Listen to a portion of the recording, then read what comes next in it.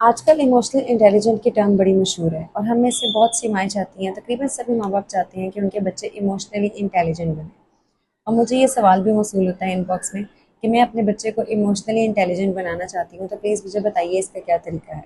इसका कोई एक तरीका तो नहीं है, इसके लिए बहुत सारे जर्नी लेने पड़ते हैं, लेकिन मैं इस वीडियो में आपको वो आसान बता सकती हूँ जो छोटी छोटी चीज़ें जो आपके घर में इमोशनल अवेयरनेस को बढ़ाएंगी और इन द लॉन्गर रन ये आपके बच्चों को मुस्तकबिल में एक इमोशनली इंटेलिजेंट इंसान बनने में मदद करेंगी। सबसे पहले तो मैं उस मामले में आपको ये बताना चाहूँगी कि अगर कोई भी काम है जो आपने शुरू करना है मेरी इन 4 टेक्निक्स को सीखने से भी पहले, तो वो ये है कि घर में इमोशनल स्पेस थोड़ी-सी क्रिएट करें। क्योंकि हमारे यहाँ घरों में बच्चों को इमोशंस को स्नब कर दिया जाता है, जैसे हमारे कर दिया जाता था। और हम जब सप्रेस कर रहे होते हैं, फिर भी हम चाहते हैं कि बच्चा इमोशनली इंटेलिजेंट बने।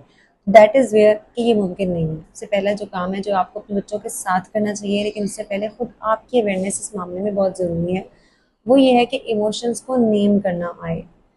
यानी अगर तो आपका बच्चा किसी ओवरवेल्म में है तो आप उससे पूछ सकते हैं, उसकी कंडीशन का नाम ले लें बस। आप बहुत अपसेट हैं, आपको बहुत गुस्सा आ रहा है, आप एंग्री हैं या आप डिसअपॉइंटेड हैं, आपको दुख हुआ कि आप गेम हार गए, आपको गुस्सा है कि आपका खिलौना उस छोटे भाई ने तोड़ दिया। इस तरह से जब आप उनके इमोशंस को सिर्फ नेम देते हैं तो they feel that they are seen and they are heard. So that is where कि उनके यहाँ वहाँ पर एक उनके दिमाग में एक ठहराव पैदा होता है कि कम से कम मेरे इमोशन को समझा गया है, सोचा गया है, सुना गया है, ठीक है। और इस अवेयरनेस के लिए ज़ाहिर है कि ज़रूरी है आपको पता होना चाहिए कि किस वक्त कौन सा इमोशन काम कर रहा है और उसको नाम लेना कैसे है। तो ये भी सीखना आपका काम बन जाएगा इस सिलसिले में। ठीक, दूसरा काम जो आपको करना चाहिए, खाली नेम करने से तो बहुत ज़्यादा फ़र्क पड़ता नहीं है, क्योंकि होता ही है कि इमोशन के साथ एक चीज़ आती है बिहेवियर। तो दूसरी चीज़ ये है कि आप इमोशन को एक्सेप्ट करेंगे लेकिन बिहेवियर को एक्सेप्ट नहीं करेंगे, और ये चीज़ आपने अपने बच्चों को भी सिखानी है, सेग्रीगेट करना, accept the emotion but not the behaviour. ठीक है।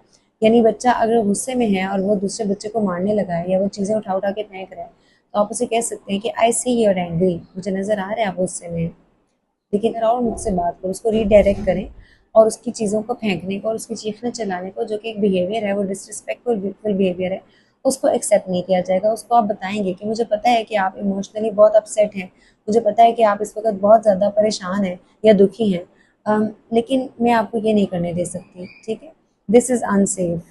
तो इस तरीके से आप बच्चों को कम अज़ कम उसका इमोशन एक्सेप्ट करके उसको हाफ ऑफ द एक्नॉलेजमेंट ज़रूर दे देते हैं, और इन दिस वे आप उसका बिहेवियर भी मैनेज कर सकते हैं। हाँ, दूसरा तरीका आसान बहुत है कि ऐसी की तैसी तुम्हें गुस्सा आया हुआ है, कोई गुस्सा तुम्हें नहीं आया हुआ, खबरदार तुमने ये चीज़ें उठा के फेंकी उसको मारा।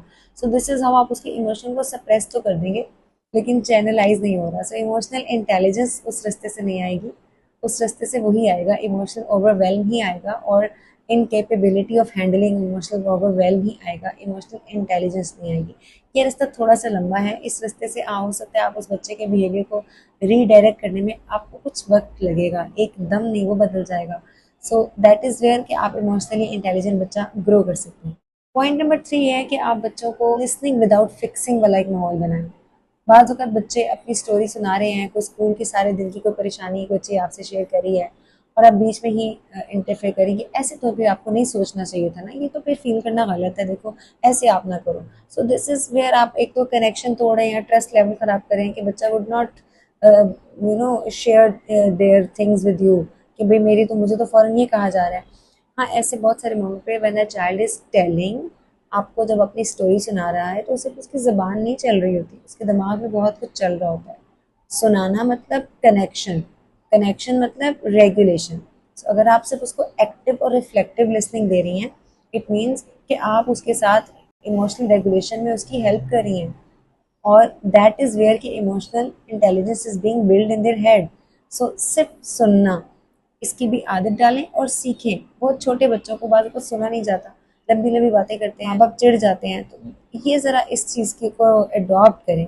जब वो बात करें तो आपने बीच में इंटरफेयर नहीं करना और नसीहत नहीं करनी, सिर्फ उनको सुनना है। नंबर 4 पॉइंट ये है कि आप खुद इमोशनल रेगुलेशन को मॉडल करेंगे अपने बच्चों के सामने।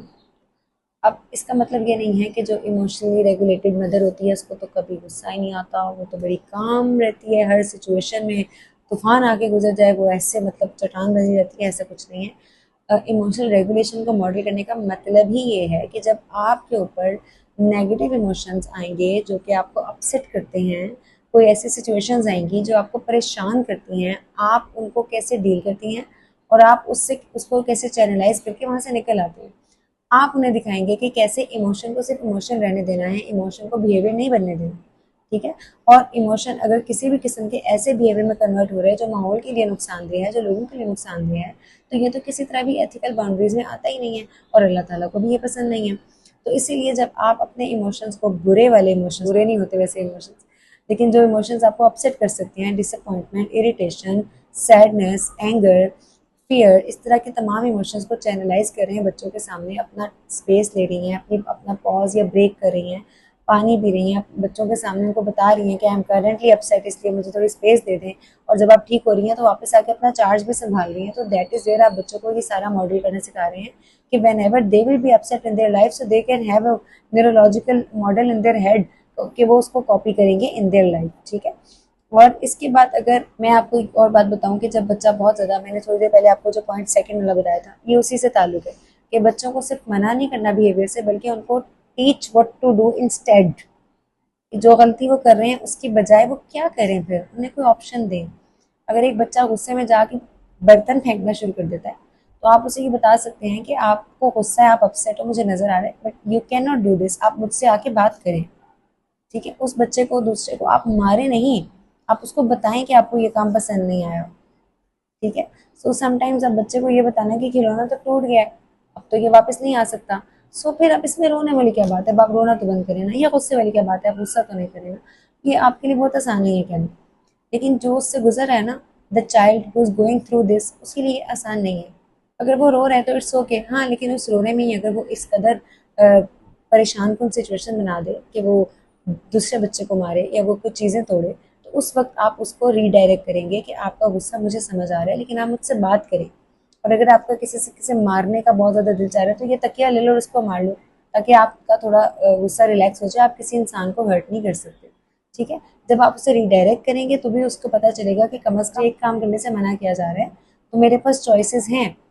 ठीक है। तो उस सर्वाइवल मोड पे अगर आप कोई चॉइस दे देते हैं तो अचानक थोड़ा सा रिलैक्स हो जाता है सर्वाइवल मोड, और उसके बाद जब गुजर जाता है तो आप बैठ के देन आप उसे नसीहत भी कर सकते हैं और फिक्सिंग का कोई ना कोई सिचुएशन भी निकाल सकते हैं। इस वीडियो के आखिर में मैं यही बताना चाहूँगी कि इमोशनली इंटेलिजेंट बच्चे पैदा नहीं होते, बल्कि उन्हें बनाया जाता है।